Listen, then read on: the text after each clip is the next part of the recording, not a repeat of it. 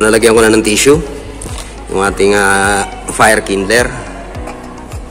So babasain muna natin yan ng kaunting thinner. Hirap na walang cameraman eh. Mag-isa lang akong nag-ooperate eh. Kaya ito, babasain lang yun yung pinaka-tissue. Pag nabasa na, pwede na natin silaban, kusindihan, then ipasok na natin sa loob. Ayaw pa. Ayan. Ipoposition na natin sa loob. Then buksan na natin yung ating blower. Yun agad ang performance niya. Hindi pa mainit ang ating nozzle. Kaya antayin muna natin makarecover yan. Painitin muna natin ng kaunti.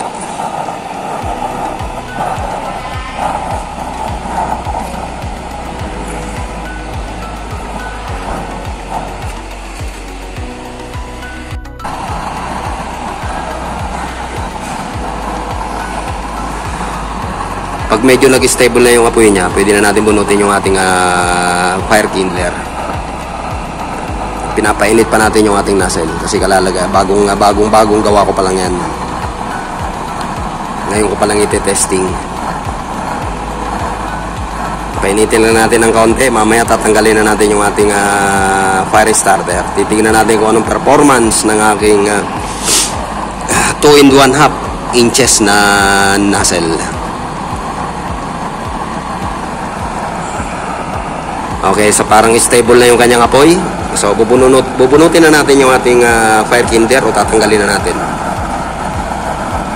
Sa ganitong paraan kasi, less yung naiiwan na carbon sa loob. Malinis yung ating chamber. Hindi naiiwanan ng mga kung ano-anong papel, tissue.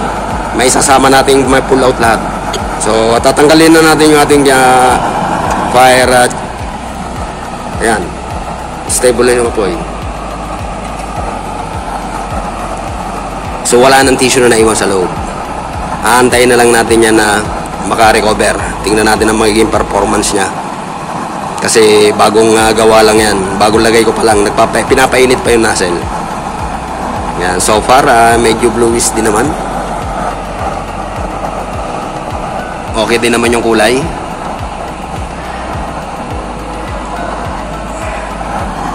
Titignan ko kung makakaon sa ibabaw. Kung magkakaroon ng jet o laser sa ibabaw ng aking mga butas na ginawa doon sa end cap. Bali 8 piraso yun. Kaya unti-unti nang umahon yung apoy niya.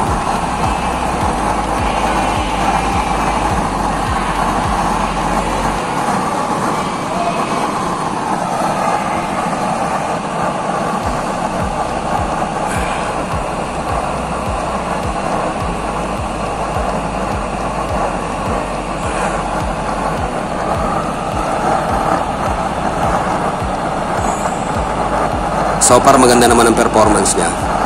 Ang inaantay ko yung mag-stable na yung apoy niya.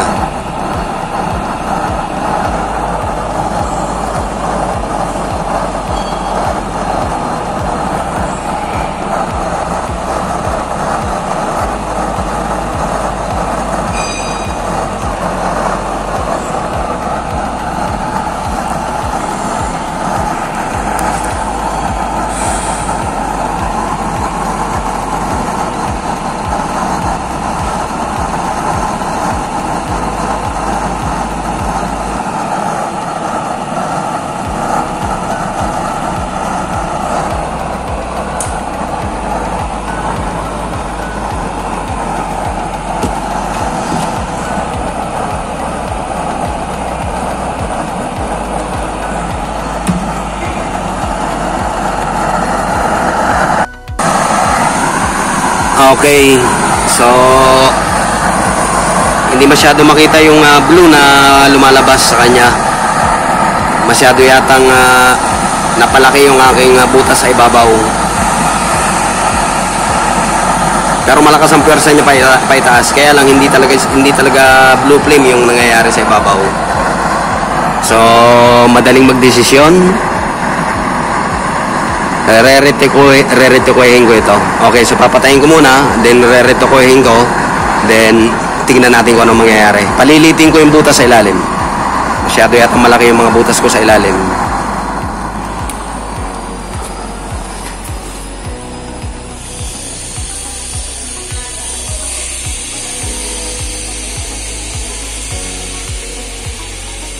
Okay, so re-retokohin ko ito. Masyadong malakas yung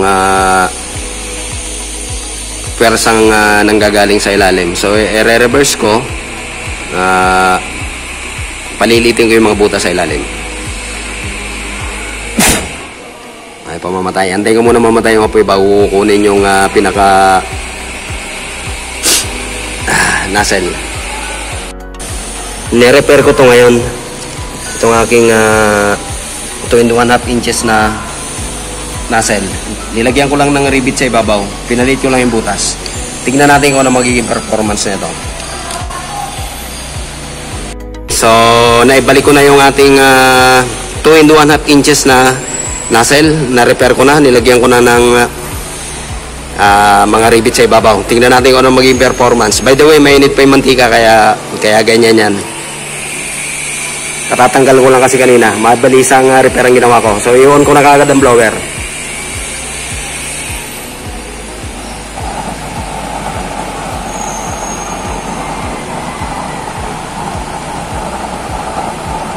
Okay, so far so good ang kanyang performance.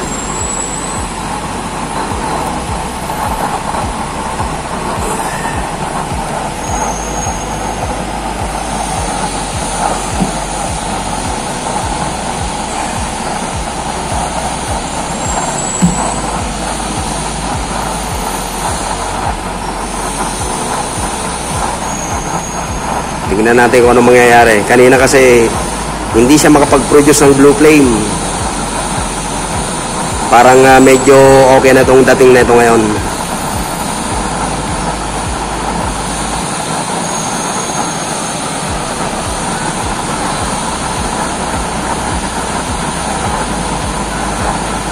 Ang inaantay ko yung ibabaw na parts kung magkakaroon siya ng jet. O kung mawawala yung mga orange-orange na yan.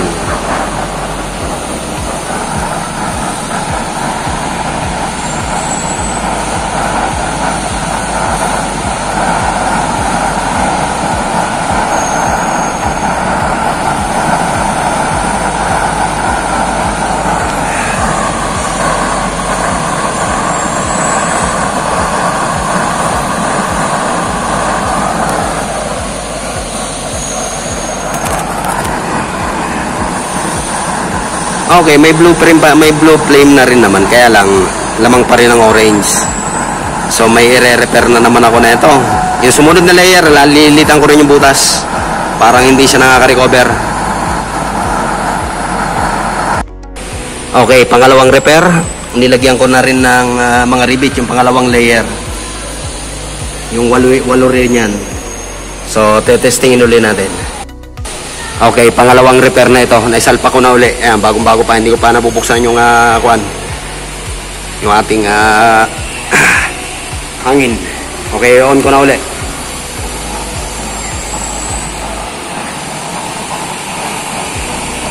Yung pangalawang layer mula sa ibabaw, nilagyan ko na rin ng rivet.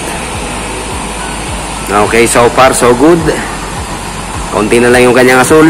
Parang nahuhuli ko na. Ewan ko lang kung magdidire-diretso yung kanyang performance.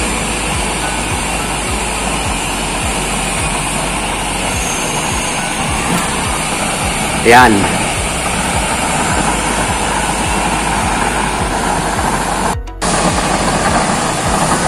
Okay, so may kulang pa. Medyo blue na rin, bluish na. Kaya lang may naisip akong i-repair pa uli rito. So lilitan ko pa uli yung ilang butas sa pangatlong layer o pangapat na layer. So this time, pangapat na layer na pangatlong repair na ang gagawin ko. Okay, so i-off ko muna yung blower para ma-repair uli ito.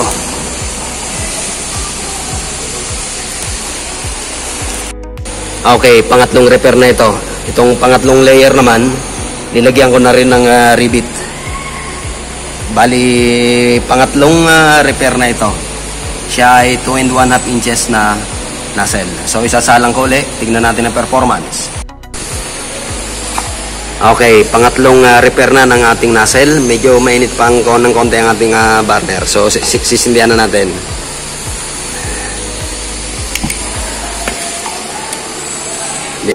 Okay, tatanggalin na natin yung ating fire kindler. Okay, so yun na ngayon ang may iwan sa loob. Yan na, pangatlong repair. Parang okay naman. Ewan ko lang kung magdedire-diretso ito. Blue flame na siya. Bali, ang nilagyan ko ng rivet yung unang layer, pangalawa at saka pangatlong layer. So meron pa rin kaunting orange. Pero parang okay na itong performance na ito.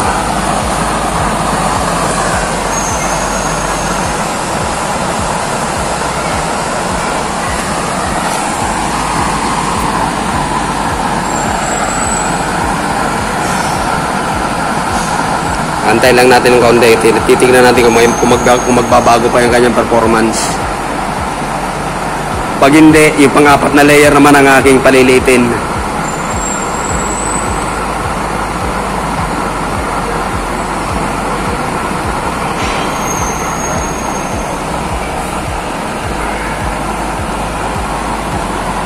Okay, unti-unti na nakaka-recover.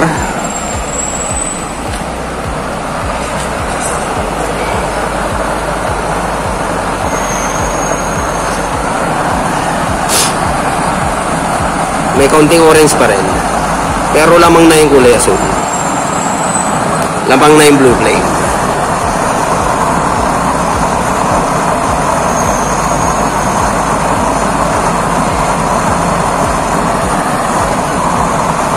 Malakas din ang pwersa pa itaas na ito.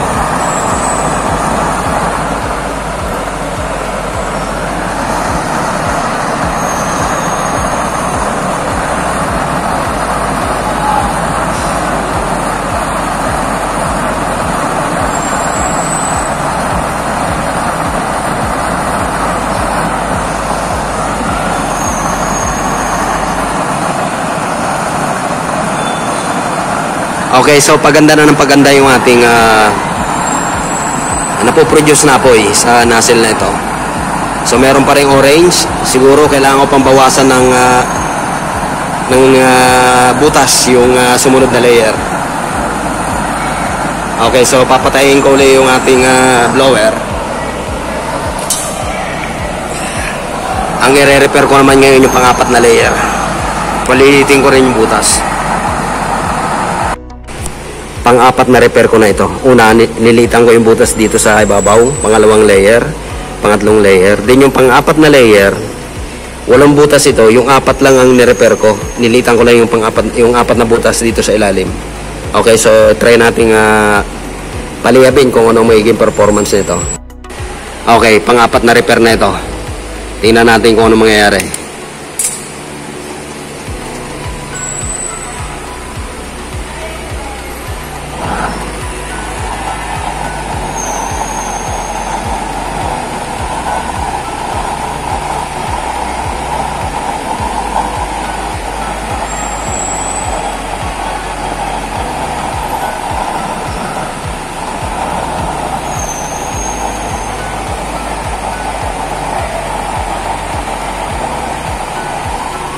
Painitin ulit natin yung ating chamber kasi nag-repair pa ako kanina kaya medyo lumamig na yan.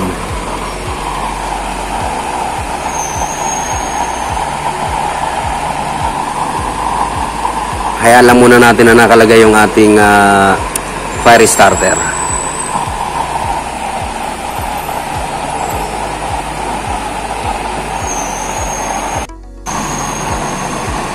Okay, so parang stable na yung apoy. Tingnan natin, subukan natin tanggalin natin fire kindler.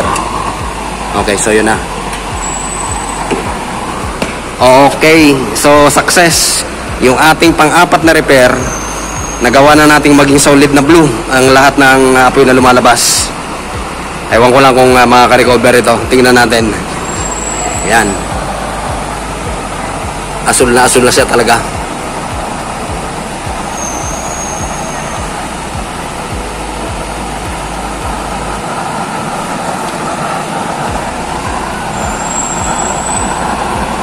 Yan, nilakasan ko yung pressure, yung hangin.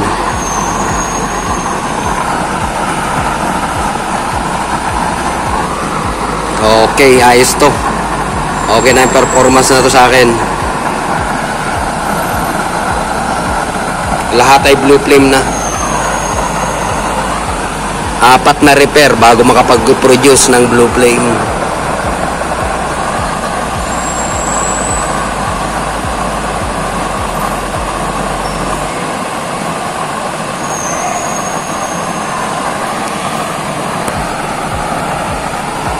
Konting-konti na lang yung orange sa loob, pero tolerable na yan. Ang importante sa akin yung ano na, yan, yung asul na talaga siya, yung nasa labas.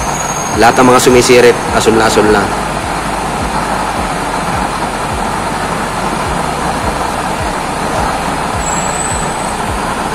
Kala ko hindi ko mare-repair. Pero yun yung apat na repair. Parang may tubig yung langis na nilagay natin kanina. Okay, so ayos na yan.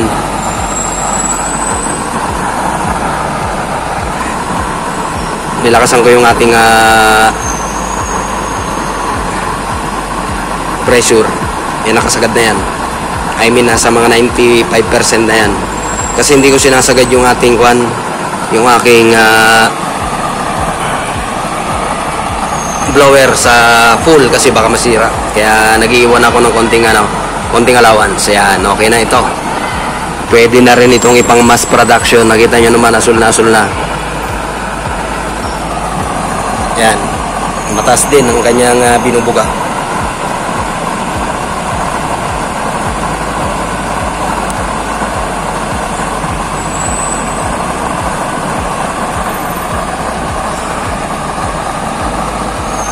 Pwede ko nang gawan ito ng mga housing.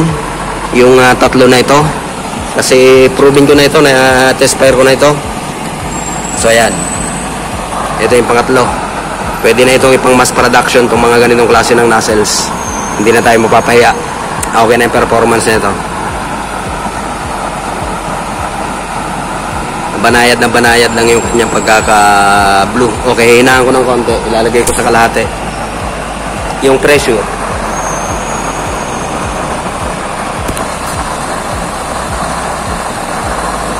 Okay, so yan ang performance kapag kakalahati ang pressure. Lalagay niyo sa number 1. Okay, number 1 lang yan. Hindi pa rin nawawala ang kulay blue. Banayad pa rin ang pressure, pero grabe init, nakakadarang pag ganito kalayo.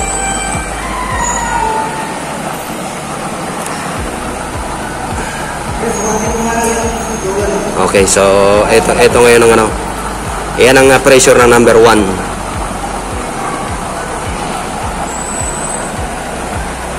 Tataasan natin ang pressure. Okay, so hindi pa rin nagbabago ang performance, lumalakas lang.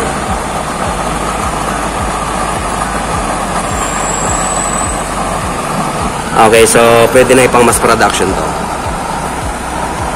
Gagawan ko na to ng mga housing. I mean, pati sariling burner. Kasi itong burner na to, pang testing lang to. Di tornilyo ito. Pwedeng tanggalin yung mga burner na ito. Okay na ito, blue na talaga. Nasolve ko na yung problem. Okay, maraming salamat sa pag-asa. Sa pagsama.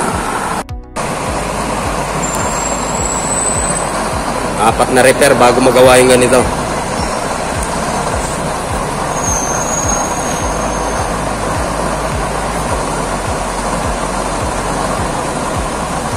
Anong hangin mo niyan? Kalahati pa lang. 1/4. Kalahati. Sige, salamat.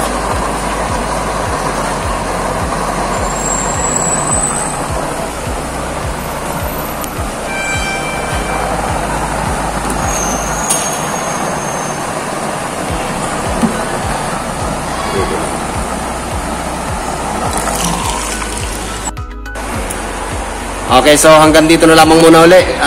Nasolve ko rin yung problema ng 2.5 inches na nozzle. 4 na repair bago ko nagawa ang gusto ko nga po. Ito, blue flame na siya. Konting-konti lang yung yellow, pero pagkagabi sigurado makikita na yung kulay niyan. So hanggang dito na lamang muna uli. Maraming salamat sa pagsama. Ayan. na-repair ko rin. 4 na beses kong na-repair bago ko napalabas yung ganitong kulay. So, maraming salamat sa pagsama. Until then.